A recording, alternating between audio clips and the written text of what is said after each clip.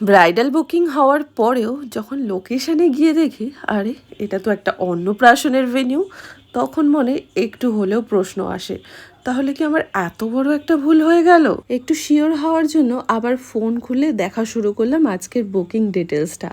আর হ্যাঁ, দেখলাম আমি তো একটুও ভুল জায়গায় আসিনি। এই যে আমার ব্রাইড সেদিনের মেঘাকে সাজাতে আমি চলে গিয়েছিলাম বরানগরের ক্রিস ক্রস ব্যাঙ্কোয়েটে। আর এখানে যাওয়ার পর জানতে পারি যে ওর কোনো রিসেপশন এই ব্যাঙ্কোয়েটে হচ্ছে না, যার জন্য অন্য কারোর বুকিং এই ব্যাঙ্কোয়েটে ছিল। বাট শুধুমাত্র সাজার জন্য আর এখানে স্টে করার জন্যই ও ছিল। বাকি ওর মেন গ্র্যান্ড রিসেপশনটা হয়েছিল পিসি চন্দ্র গার্ডেন্সে। রাখি আমার কাছে। আচ্ছা, কোনো পছন্দ অপছন্দ আছে তোমার? না, তুমি যেরকম বলবে, মানে যেরকম করতে চাও সেরকম করে দিও, যেটা আমার উপর। আর তো মনে হচ্ছে একটুখানি বাঙালি সাজেই তোমাকে বেশি ভালো লাগবে। ঠিক আছে। ক্যামেরার সামনে মেঘা আমাকে কিছু না বললেও আমি ওর সাথে কথা বলে বুঝতেই পেরেছিলাম যে ওর একটু বাঙালি সাজ পছন্দ। আর শাড়িটা পরানোর সময় ও আমাকে বলে দিয়েছিল যে আট পৌড়ে করেই পরাও।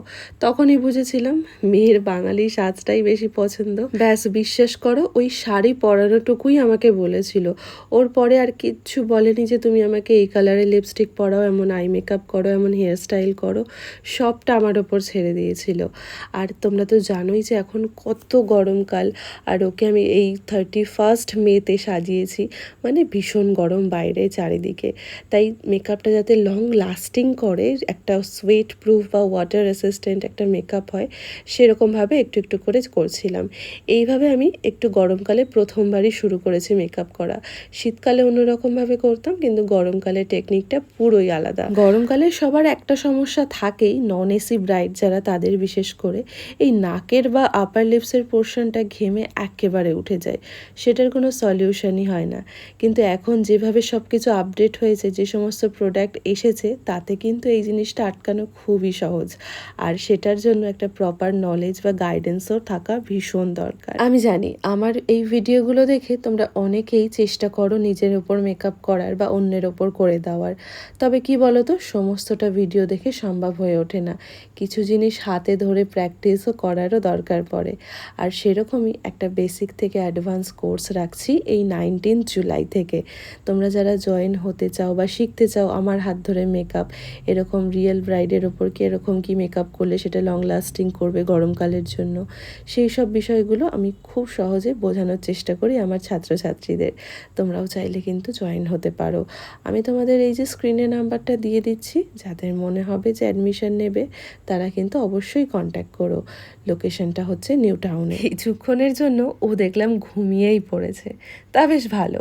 এই সুযোগে আমি বেশ কিছুটা কাজ করে ফেলেছি। আর মেকআপের মধ্যে আমার সব থেকে বেস্ট পার্ট হচ্ছে হাইলাইটার অ্যাপ্লাই করা। আমি ভীষণ সফট আর গ্লো কিছু হাইলাইটার ব্যবহার করি। তোমরা যারা জানতে চাও তারা আমাকে বলতে পারো, আমি তোমাদের শেয়ার করে দেব। আর দেখো, মোটামুটি আমার মেকআপ কিন্তু অনেকটা কমপ্লিট হয়ে গেছে। লিপ শেডটা আমি একদম নিউডের ওপরে রেখেছিলাম। আমার মনে হয়েছিল এটা ওকে বেশ কমপ্লিমেন্ট করবে। আচ্ছা, এরপর আসছে হেয়ার স্টাইল। হেয়ার স্টাইলে ওর হেয়ারটা এতটা ভলিউম আর এতটা লম্বা ছিল যে আমার কোনো এক্সটেনশন ব্যবহার করার প্রয়োজনই হয়নি। মাথা ভর্তি সিঁদুর আর কিছু গয়না থাকলেই যেন পুরো লুকটাই এবার কমপ্লিট হয়ে যায়। আমি সবসময় প্রেফার করি হেয়ার স্টাইল হওয়ার আগেই গয়নাগুলো পরিয়ে দেওয়ার।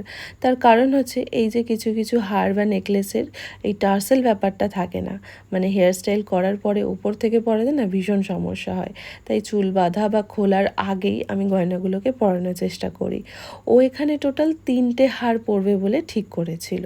প্রথমে একটা চোকার, তারপর একটা নেকলেস, তারপর একটা লম্বা সীতাহার। চোকারটা কিন্তু বেশ সুন্দর ছিল সিম্পলের মধ্যে। আর এইখানে যেই নেকলেসটা এবার আমি ওকে পরাবো, সেই নেকলেসটাও কিন্তু বেশ সুন্দর। আমারও সবসময় তাই মনে হয়, গয়না যদি একটু ভারী হয় বা গলা ভর্তি হয়, সেক্ষেত্রে কিন্তু 2 থেকে 3টে হার পরলেই যথেষ্ট। কারণ 2টো হার হলেই গলাটা ভরে যায়, আর একটা লম্বা হার হলেই ব্যাস কমপ্লিট।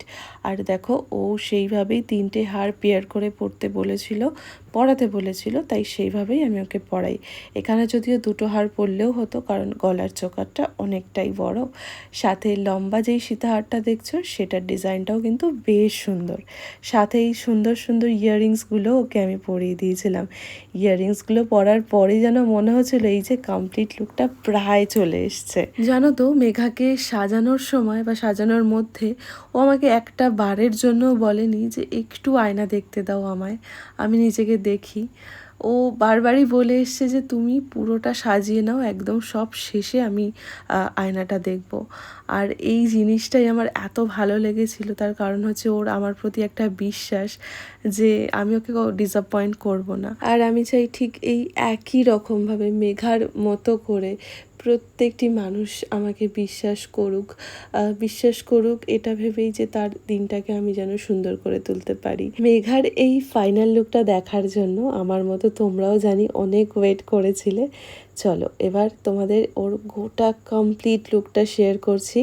তোমরা একে একে প্রত্যেকে দেখে জানিও কমেন্ট বক্সে যে ওর এই ফাইনাল লুকটা দেখে তোমাদের কতটা ভালো লাগছে। একদম মন প্রাণ দিয়ে ওকে যতটা সুন্দর করে তোলা যায় আমি ততটা চেষ্টা করেছি। আর বাকিটা তো তোমাদের ওপর ছাড়লামই। এর মধ্যে ওকে আমি একবার দেখিয়েও দিয়েছি, আর ভীষণ খুশি হয়ে গেছে ওকে নিজেকে দেখার পর। তোমাদেরকে নিশ্চয়ই শোনাবো যে ও নিজেকে দেখে কি বলল। খুব ভালো লাগছে, খুবই সুন্দর লাগছে, মানে যেটা এক্সপেক্ট করেছিলাম তার থেকে বেশি ভালো লাগছে। সত্যি ওকে সামনে রেখে আমার মনে হচ্ছিল যে ওখানে বসে থাকুক আমার সামনে, ওকে কোথাও যেতে হবে না, আমি শুধু ওকে চোখ ভরে দেখি, ঠিক এমনটাই আমার মনে হচ্ছিল। আর তোমরা যদি এরকম মেঘার মতো সুন্দর একটা দিন আমার কাছ থেকে পেতে চাও, সুন্দরভাবে নিজেকে দেখতে চাও, তাহলে দেরি করো না, কারণ অলরেডি কিন্তু আমাদের অনেক ডেট সামনের বছরের জন্য, এই বছরের জন্য বুক হয়ে গেছে।